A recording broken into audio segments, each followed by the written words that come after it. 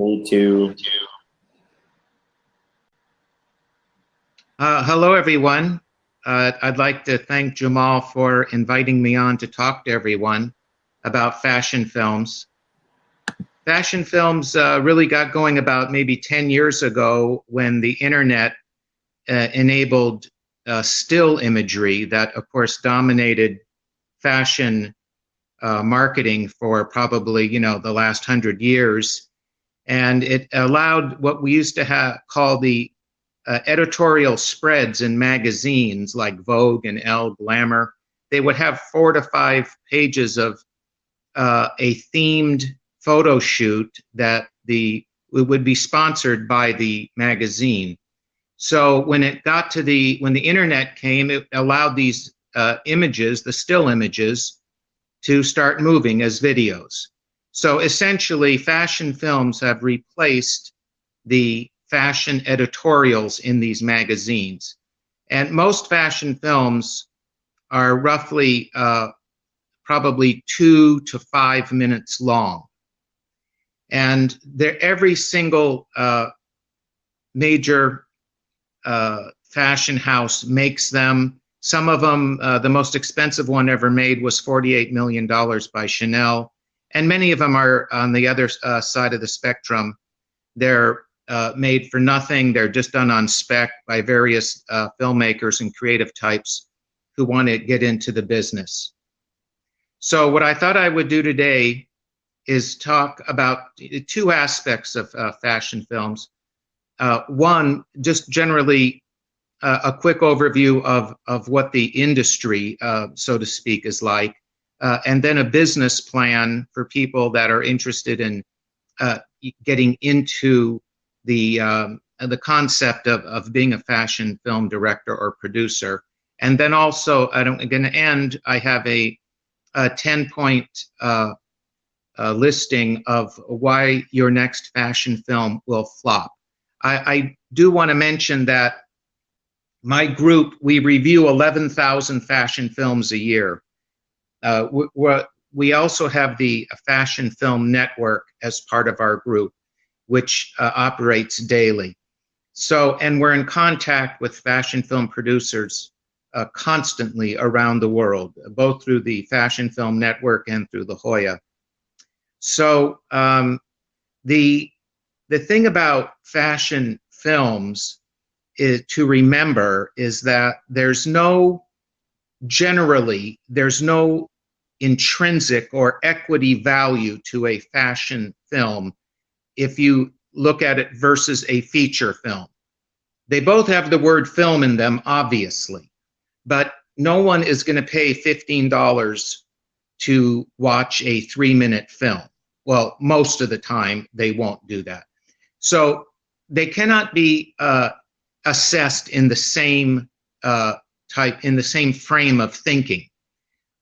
The fashion films are almost always commissioned by a fashion brand, or they're done on spec.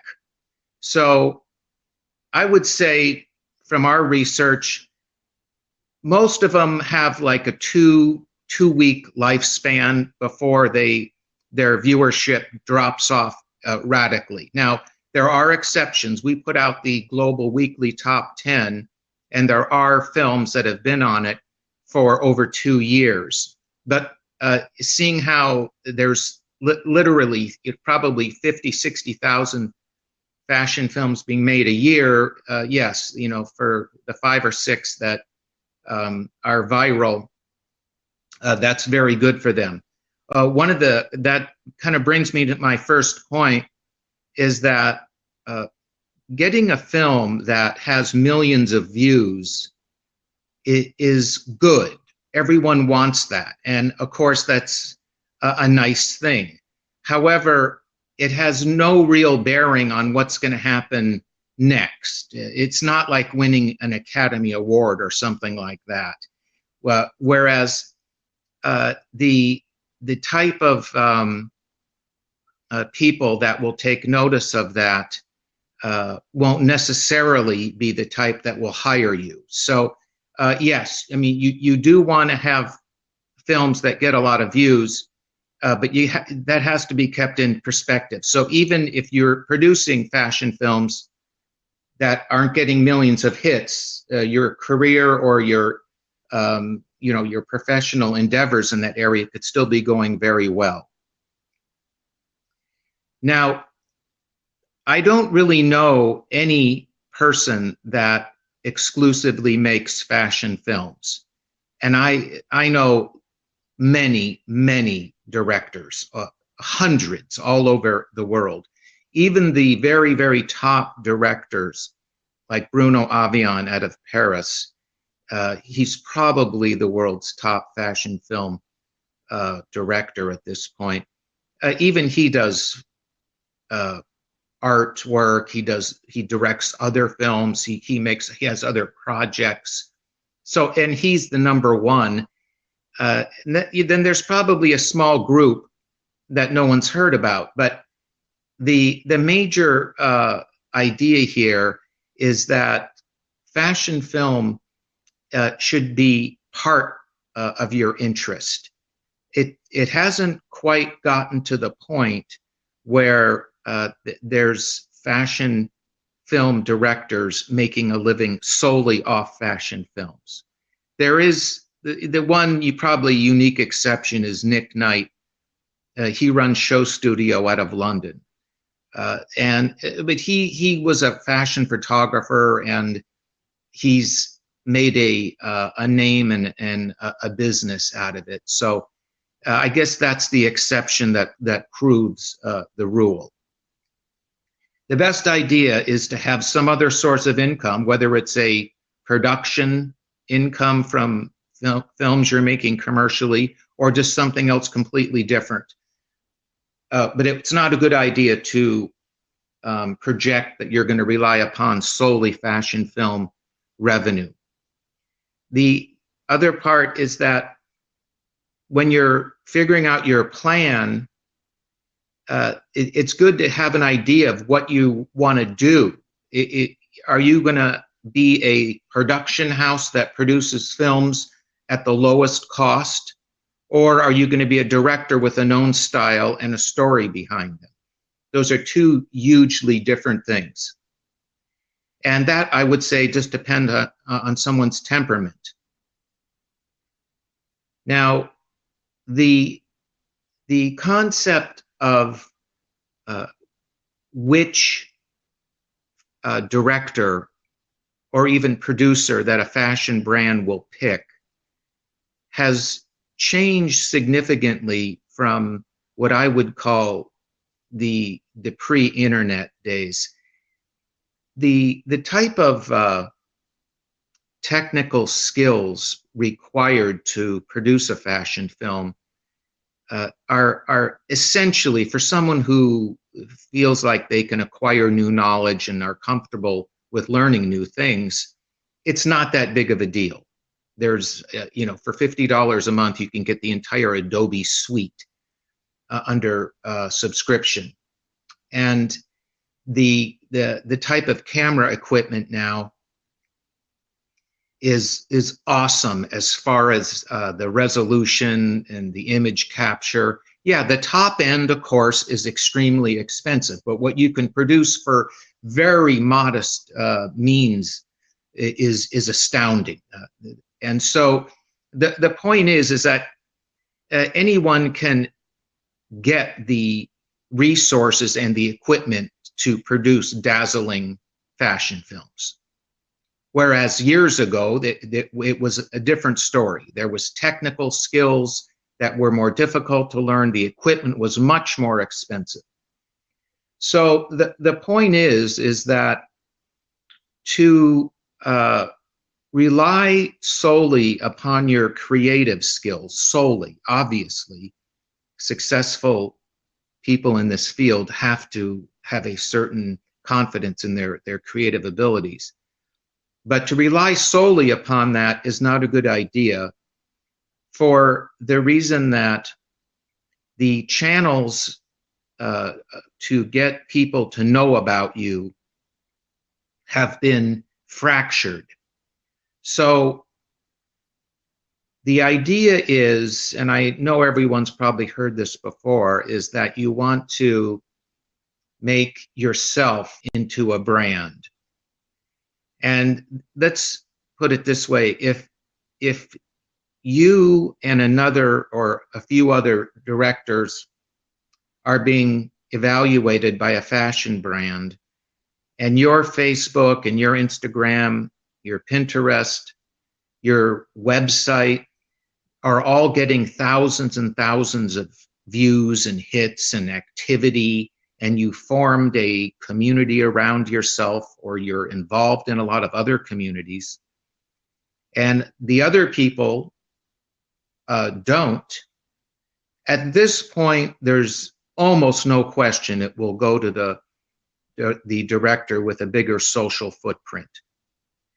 And this is, it's not even, I think when this concept of the social impact versus the creative ability, when it first started to come on the scene, probably 4 or 5 years ago, people were a little hesitant to say it because they didn't really want to say that someone's social impact trumped their creative abilities. But now it's just out in the open. Everyone will say it. They'll just say, look, everyone wants to have as much help with their marketing as possible. So if you're going to be able to help your client by having a large social footprint, so much the better. So now let's just kind of go over quickly what a business plan would be. And I would say you would want to start with your social footprint and your different touch points in the digital world. That's what I think you would have to assess first. I don't think there's the amount of artwork and moving imagery, still imagery, paintings, illustrations on the internet now is absolutely astounding. And I make it my business to look at a lot of it, and I get daily feeds on it. So the chances that a person is going to come up with some dazzling, innovative style is not that great of an idea to hang your future on. I'm for it. Look, if someone wants to do it, I'm for them doing it, and more power to them. I hope it works. But to have a set plan that you can keep track of, then you people have to know how fabulous you are. Just you being fabulous is really not enough. So you're going to have everyone know how fabulous you are because you're going to be interacting with them, and you're going to be forming a community and joining communities that people will have the same interests as you, and you'll have the same goals as far as your creative skills. So that if you're going to have a small production crew around you, make sure that everyone is on the same page. So the type of crew that you want to get around you all have to realize what you're doing. If half the crew is just starting out and the other half of the crew feels that they're too fabulous and they need to get paid for what they think they're worth, that arrangement isn't going to work. So if you have the budget, then definitely hire the people. But if you don't, then having people do you favors and not having your team unified is not a good idea. So I'm just saying, make sure everyone's on the same page when you're just starting out and with what you want to do and what your goals are. So I'd like to talk a little bit about the type of content stream that you're going to need. I don't think we have to go into how much new information is added every day to the internet. It's some astronomical amount. So just coming up with one fabulous creation, almost for sure it won't do it. Magazines have what they call an editorial calendar. So they know and they're calm about what content they have coming up in the future. So when you're coming up with your plan, your production plan, or your social marketing plan, make sure that it's at least 6 months out. You know where you're going to get your content from, how it's going to be positioned, and you really, what type of attitude and how you're going to present it. So that's basically the idea with fashion films. One thing I would say is that you want to go to like a Fashion Film Network. If you go to their Facebook page, they post probably two or three fashion films a week, and they go through thousands. Those films are really represent what's trending and what's happening. So it's good to know, just as in any field, you should know what's going on and what looks and what's trending and what has been trending in the different styles in production of fashion films. I mean, you certainly don't want to be producing or conceptualizing a film that has a lot of dated style and look to it. So, and you will only know that is if you're looking at films. So, okay, Jamal, we want to switch over to the 10 points of why your next fashion film will flop. I know that sounds kind of drastic, but it's better to put this in the negative because it's less limiting. Rather than tell people what to do, which is really limitless in anything, I will mention what they shouldn't do. By the way, anyone can do whatever they want. I mean, maybe even doing some of these things at the right time will be very successful. But in general, these things are not a good idea to do. I would like to just start by saying one thing, and that is the first thing to do with your film, and really the most crucial, is to conceptualize what you want to do with your film. So if you're fashion films, there was one film I was just looking at the other day, is that a vintage boutique hired a company to do a fashion film for them. So the normal person who really doesn't have a grasp of the industry and what's trending would think that they would go in, they would shoot some racks and they maybe some happy people and get some close-ups of the fabric and something like that. But what this director did, he had hired this actress, and she wound up smearing herself with black paint nude in this artist studio. And it was just a really awesome, riveting film that was sponsored by that vintage clothing boutique. Believe me, that film got a lot more impact, engagement, and views than if someone would have walked in there and done some happy, smiling film. So the point is, you can go any direction you want with fashion films.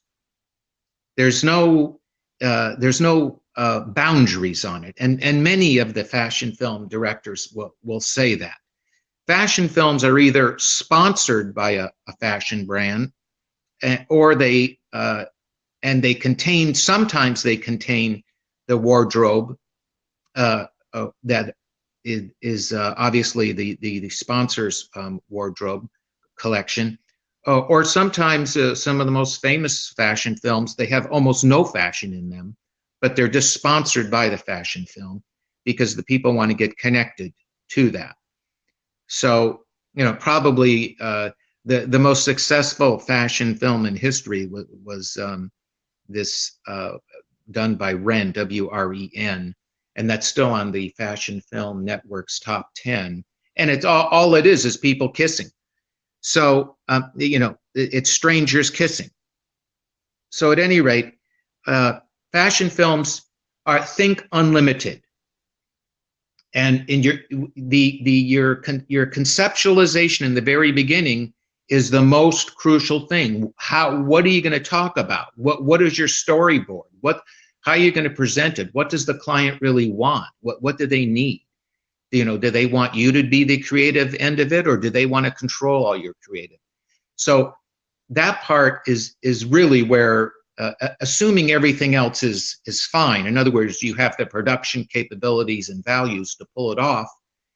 The main thing is what your film is going to be about. So I want to go over these 10 points to just kind of help guide you slightly on what's best to avoid. The first one is relying solely on visual effects. Now, this is what we call keyboard jockeys. Now, probably for someone who's has the least experience in the business, what they'll do is they'll jump on their video editor and they'll do mirroring, they'll do kaleidoscope, and they'll do these very simple things that it probably could have been done 10, 15 years ago on one of these huge systems, but were more interesting back then. So the problem with these is, one, it looks very dated for any of these very basic type of visual effects. And also, regardless of anyone's budget or skills capability, the people watching these are going to compare you to Hollywood's best visual effects, like George Lucas, Star Wars, Spielberg, Jurassic Park. They don't care, and they don't want to know why yours wasn't that cool. No one cares. That's all. So the point is this. I'm not saying don't do visual effects, but do not rely upon them to rotate the interest and impact of your film. So if you are going to do them, think about them carefully and make sure they're appropriate and fit in a good way. And stay away from mirroring and kaleidoscope. Those are our two favorite hate things. I mean, immediately, if we see mirroring or kaleidoscope in any way, it just shows that the person is really hasn't been learning as much as they should have been about the industry. The next one is featuring a single model with no narrative. Inevitably, these single models turn out to be the director's girlfriend. I don't know how. There's just some law of the universe that happens. So the fact that the director thinks the person is fabulous, of course, is a very nice thing, and they should. But uh, the industry and the audience has moved way beyond that. Featuring a single model with no narrative is probably the earliest fashion films 10 years ago. They were doing that. And maybe they could have been effective back then. But at this point, the best fashion films have really morphed into what we call mini movies. And that's how they should be thought of. In 3 to 4 minutes, I've seen incredible films. I mean, stories with plots and intrigue and an arc of a narrative and heroes, and it's amazing what people can put into a 5-minute film. So there's no place anymore for a fashion film that just the models may be changing their clothing or something like that. It doesn't work. The next one is similar to the first one, and that is having everyone in the film be happy, happy, happy. Now, many times they're around a campfire for some unknown reason. No one really knows why. But or they're just kind of jumping around in a park or something like that. Of course, it's nice to have happy people if that's the concept of the film. But just having everyone happy is just so yesterday. It's just not, it doesn't work. It just shows that there's a lack of creativity and thought on the part of the creators. So yes, you can have happy people in the film, but just from one cut to the next of a group or one person smiling, smiling, smiling, forget it. The next one is a worldwide phenomenon. It's the forest wanderer. Now, I can't tell you how many films still do this forest wanderer. Now, you could substitute the word desert wanderer, ocean wanderer, urban wanderer. I mean, a fashion film is not someone wandering around, looking around. And inevitably, these wanderers always stop, stoop down, and pick up something completely stupid, like a dead leaf, and then they look at it like they've never seen it before in their life, and then they drop it.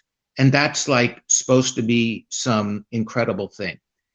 And again, I'm sure it was maybe 10 years ago, but at this point, there's no real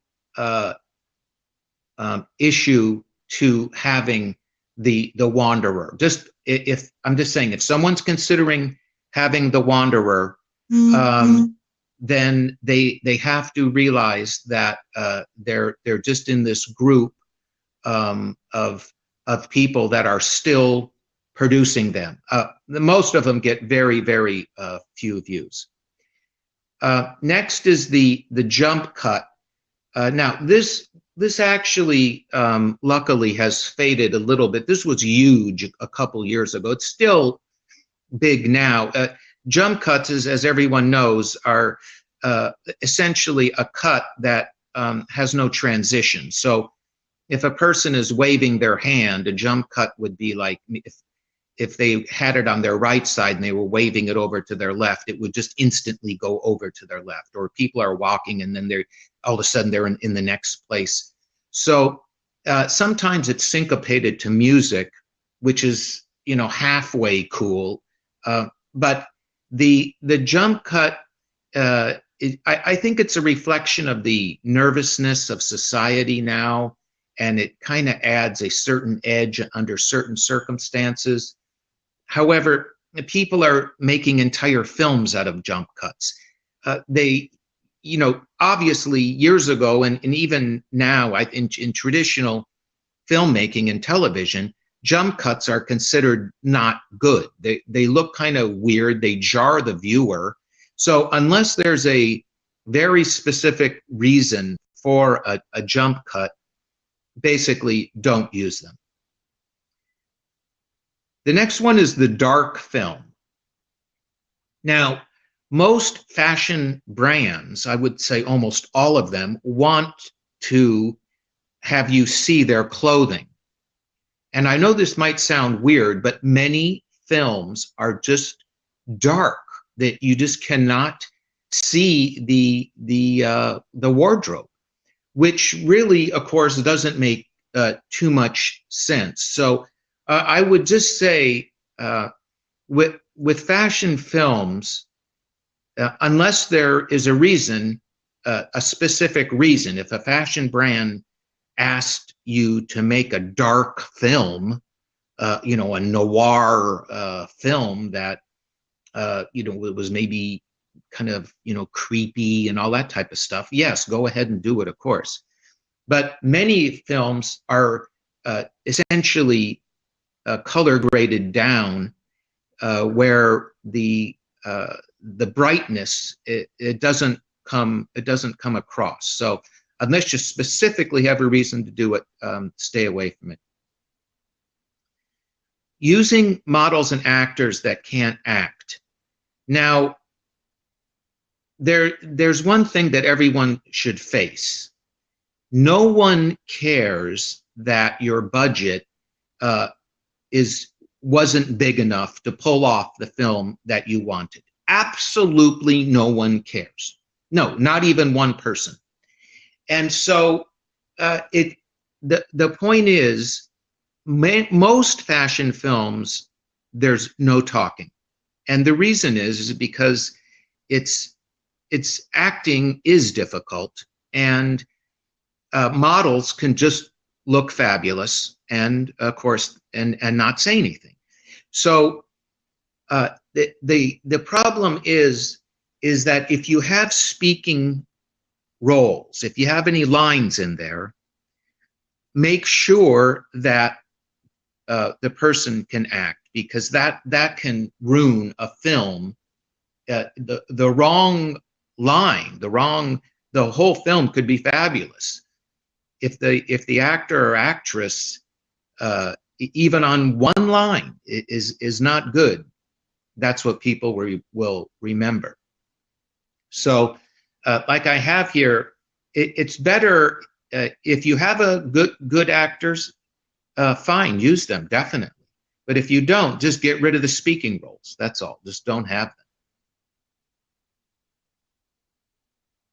them. Having your film make no sense is very, very common. And when I talk to the directors about it, they'll have a big explanation for me why it makes sense. The problem is that no one is going to take the time to either, one, listen to that, or even read it beforehand. No one's going to come across these films unless they're in a festival like the one we produce or something. But if they're not going to run across them on the internet and then read a lot or even a sentence to figure out what's going on, your films, they have to stand alone. Definitely the most successful films have clear messages that you do not have to figure out. So having a film that is too free form is just going to wind up confusing your people and the people watching it. So I would say here, the idea is to have a film that when a person's done watching it, they don't wonder what just happened. There's many times directors will include symbolic items in their the imagery and in the action and storyline that really no one knows about. So this is really important, and whether it's a minute film or a 5-minute film, it should have some arc of narrative. Now, I would say there's essentially the fashion film genre is broken up into two types. There's visual films and there's narrative films. That is, and of course there's both, but those are the two types or a combination that you can produce. Generally, a visual film is going to be much more difficult to produce. A film that's going to rely mainly upon visuals is going to be harder for the reason that you're competing against, as I mentioned, the dazzling effects that Hollywood can come up with. So that's generally not a good idea. Although obviously effects have to be in the films. On the other hand, the storyline is the narrative is something that almost anyone can put together. I mean, obviously, mankind has been loving great stories since the beginning. So it's most likely it's a better idea to start with a narrative concept rather than a visual effect concept, and then in addition, having a strong storyline will help the film. Violence in films are very interesting.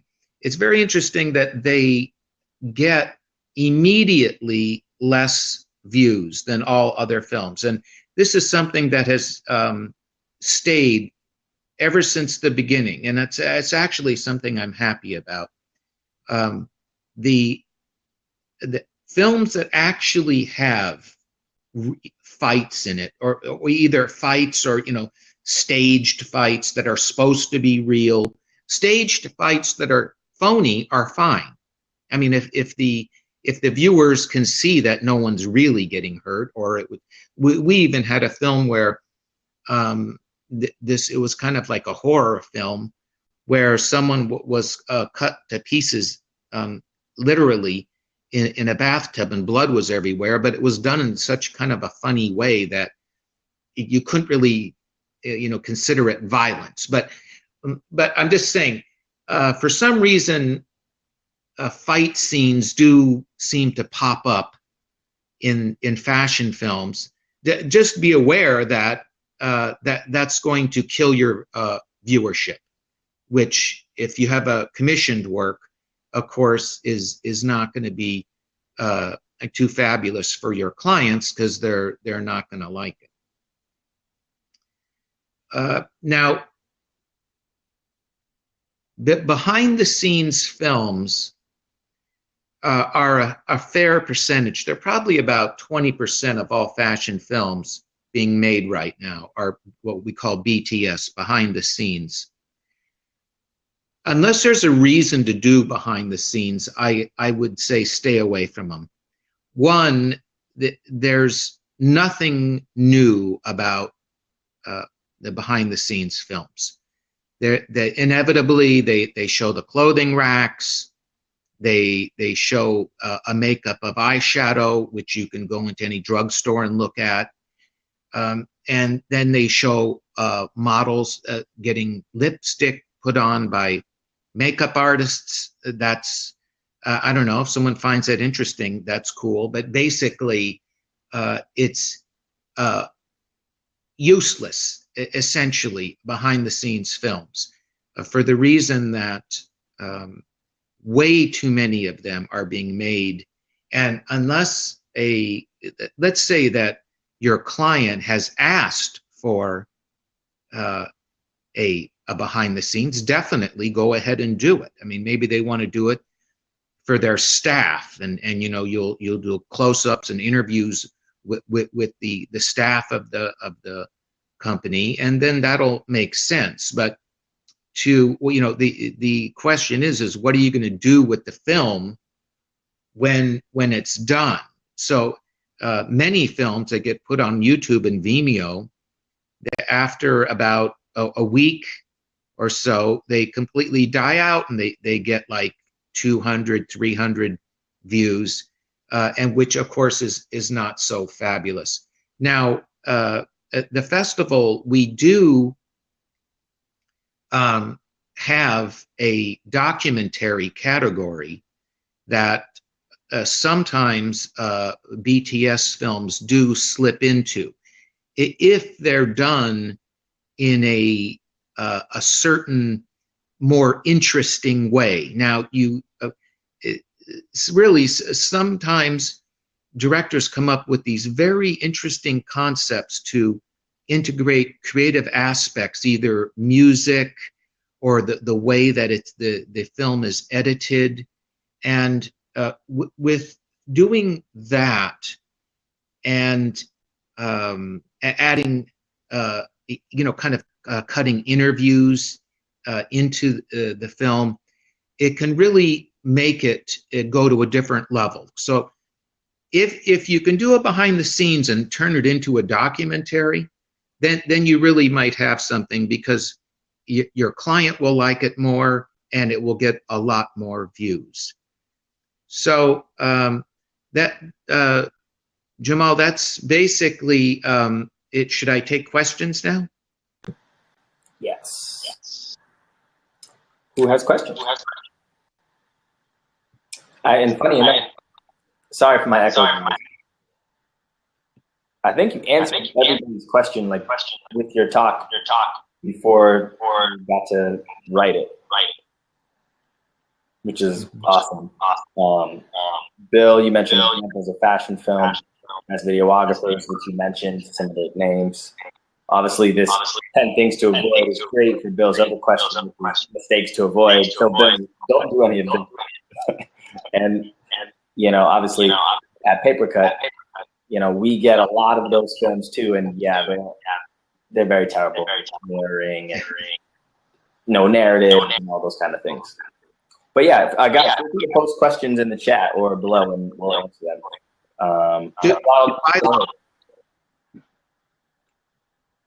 Are you going to read them to me, or can I look somehow and see them? You might be able to go to your laptop and see if you have that there next to you, and scroll down. But the current question, you actually answered pretty much all of them. Oh, okay. But Ron has another question that he would like to ask. Yep, Bill. Exactly. He answered yours. Here we go. So Anna has a question. Okay.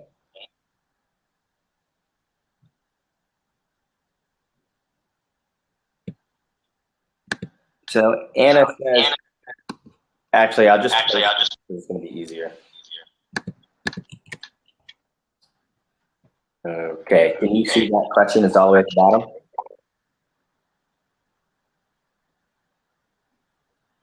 Okay.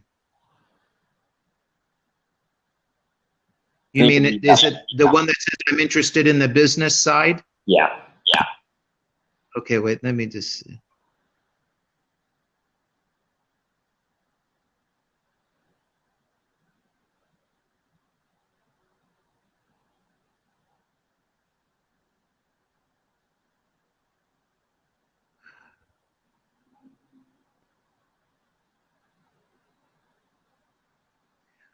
Well, I don't, let's see. What is the person's name? I can't see it. But Anna? She's asking, she says she has a very small portfolio, very small film one. And, she's asking how to start working commercially with brands, right? Yes. Okay. Yeah. So, I would just say the way that you're phrasing this question really is not that useful, because working commercially with brand. Now, a brand is such a broad category. A brand could be, like this vintage boutique on a street corner somewhere, or it could be, Cartier or something like that. So it just depends what your what your goal and what you're shooting for here is. So with I don't think at this point it's a person would like build up their fashion film portfolio necessarily, and then that would directly lead to commissions. What you would want to do is get your creative portfolio showing the totality of your creative skills and abilities, and then go get represented with an agency or there's a lot of hybrids now. Jamal's what he's doing is fantastic. So I would just say what you want to do is then naturally fashion brands would see you among others. So I would say that when you say a couple of our artistic cool films in your portfolio, you see, and I know this just from experience, what a person thinks is cool, other people may not think is cool. So the point is that what you want to do is have a broad spectrum of your work, and from that they'll see what they want to see is consistency, because there's I can't tell you how many fashion film directors, they make a fabulous film, really beautiful film, very innovative and cool, and a lot of people watch it. And then their next film is everyone's going, what? Did that person do that? So the whole, and the clients who spend money know that too. They want to see consistency of some type. Everyone knows not everyone, just pumps out one perfection genius idea after the next, but they want to see some type of trend that the person has an interesting creative style to them. So, and you want your entire portfolio to look like that. So I would work on that first, and then go and market yourself to various agencies and media companies and different websites where you can get listed on. There's all sorts of hybrids, and there's new things going on all the time on the web. So approach it from the fact that you have confidence in your creative abilities and skills, and you're ready to put yourself out there. Cool. Great question. And actually, Fred, she mentioned her film is going to be running at your festival, I think. Did she say that? Yes, she did. Oh, cool. Okay, good. It's going to be screened. That's very cool. There's going to festivals. I think it is one way to kind of really get to know people and see what's going on. So, to me, the people that do invest time to meet the community, especially, La Jolla has a very large global community. Those are the people that really are going to be moving ahead. So, I would say, kudos to her, and yeah, we're looking forward to having her. Cool. Yeah, we'll try to keep this going for maybe the next 10 minutes. Don't let this run too long. So if anybody else has any further questions, please throw that out. So Fred, talk about more about the festival, and what people can do to leverage that to gain more success. So obviously, Anna mentioned that it's hard to get your work out there and get an agent, but at least she's potentially getting in the door at your festival. So should people join more festivals and things like that? And what are ways to kind of get out there when it comes to fashion films? Well, like I was mentioning, everyone has to have content for the people that have the potential buyers of your services. So you want to be producing a lot and constantly. Now, with people that maybe don't have budgets to do that, they're going to have to form a creative community around them. And believe me, people are doing this all the time. I'm in contact with them all the time. Some people, to me, it's 100% attitude. I've seen people do dazzling things just by organizing a group around them. Now, you know, with everything, eventually people will want to get paid, or they'll want to have some benefit out of it. So, you know, yes, that part is said, but this is what I was saying before. If you can collect around you, let's say you were a director, you could go to different affinity meetings, like use a meetup in your town, go to those areas, those events, and meet people and tell them what you're doing. And so that you have an idea, you want to form a small production company, and that you're going to all be in it together, and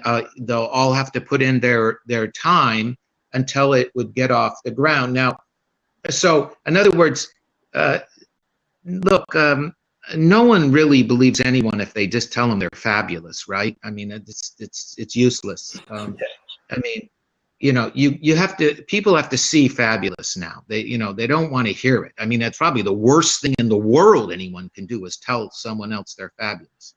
So I'm just saying, the person's creativity and their creative ability, that has to be shown somewhere.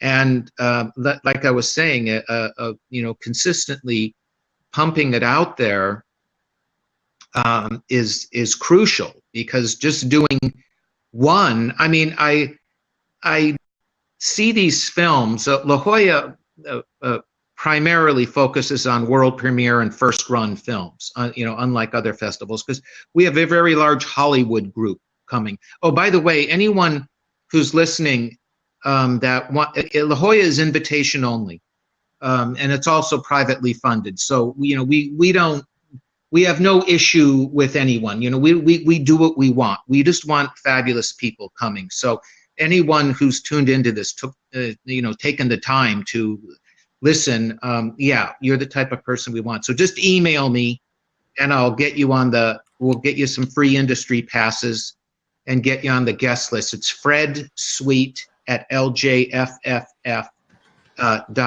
Fred Sweet, Fred, and then SWEET at ljfff.com,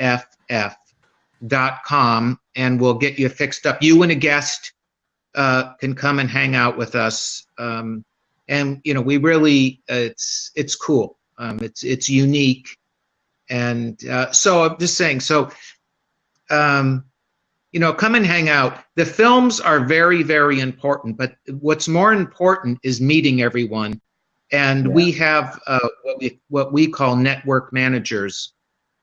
So even if someone comes, because people come in globally, so, and there's sometimes language barriers. So, and plus a lot of people are just shy. So we have people that go around and introduce everyone to each other. We do it on purpose, because we know, you know, look, someone can spend, you know, $4,000 or, you know, coming and flying here from Moscow and all this type of stuff, getting a hotel. And then if they're too shy, it doesn't work.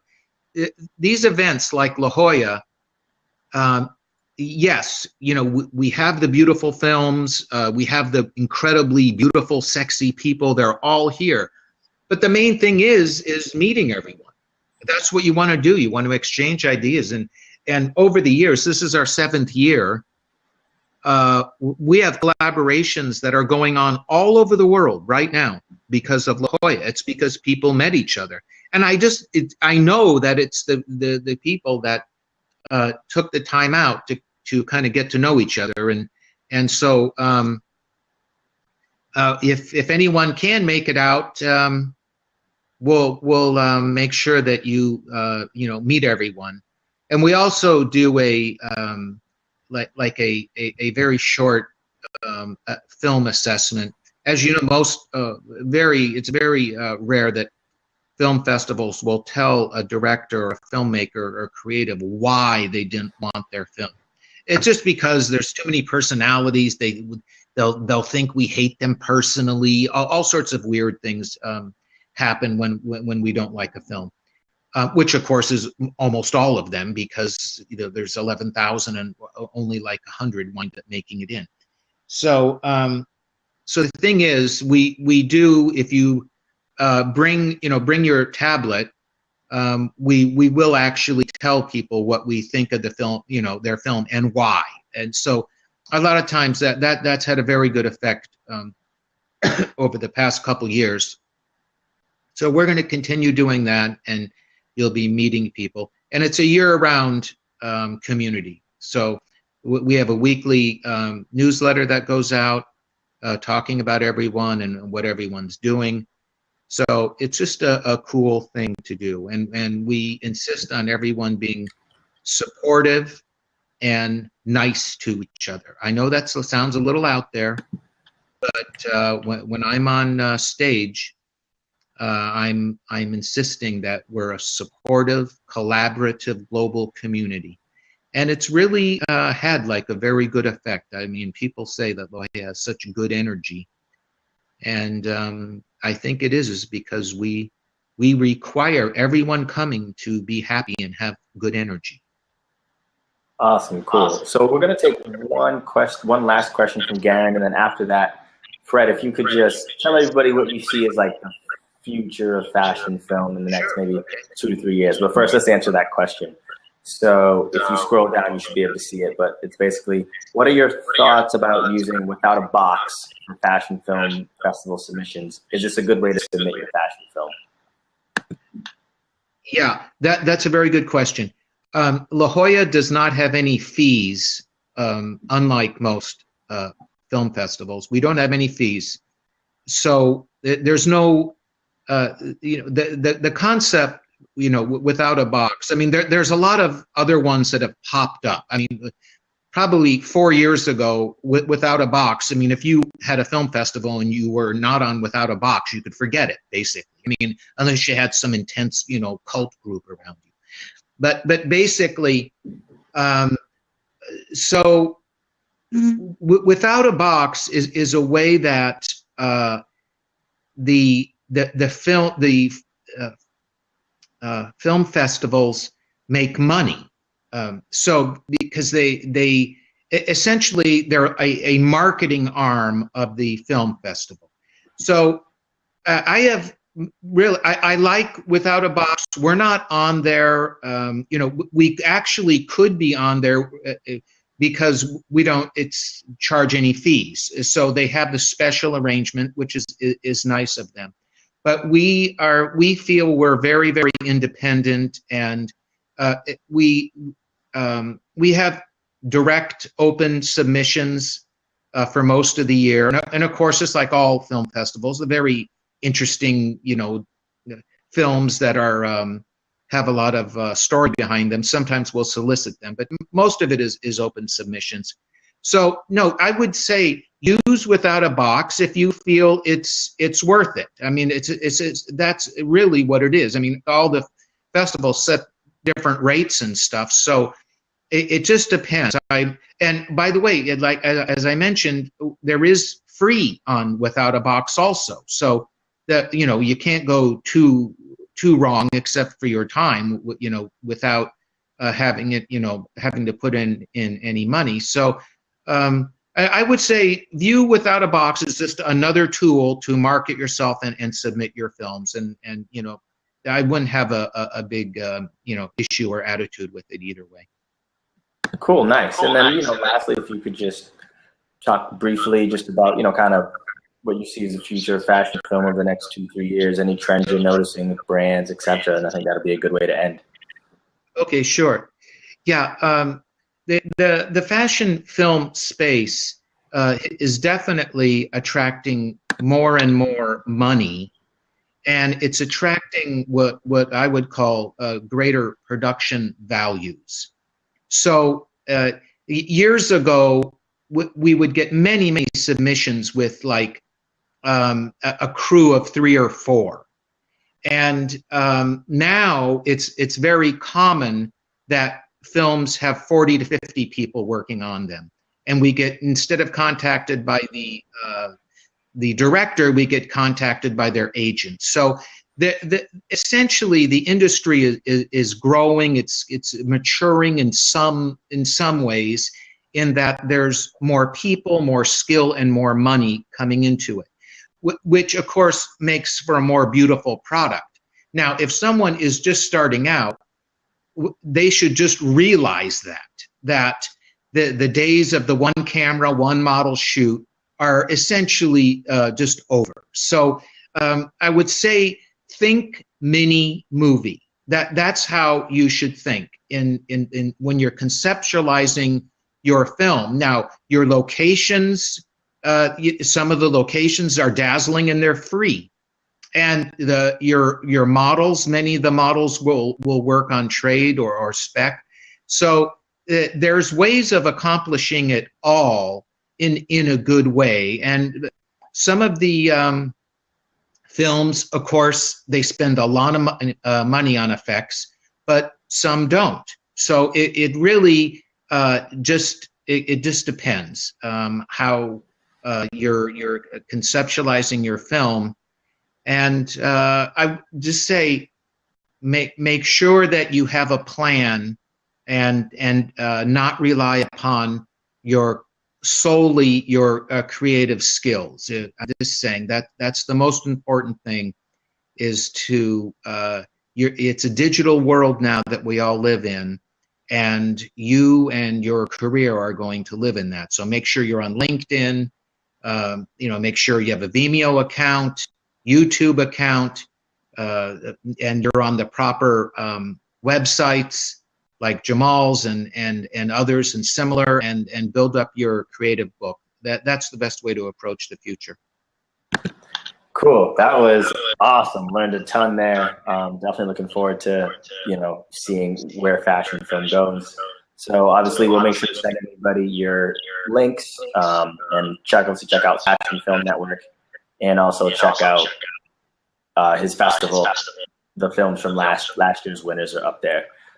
So Fred, thanks so much for taking the time to do this and drop wisdom on us regarding fashion film. It's becoming sexy, but I think a lot of people are approaching it wrong. So it's good to get information about what works and where to take it. Well, thanks, Jamal. Yeah, and I love what you're doing. It's awesome. All right. Thank you, everybody. Feel free to watch the replay as many times as you want. All right. Take it easy. See you later. Bye.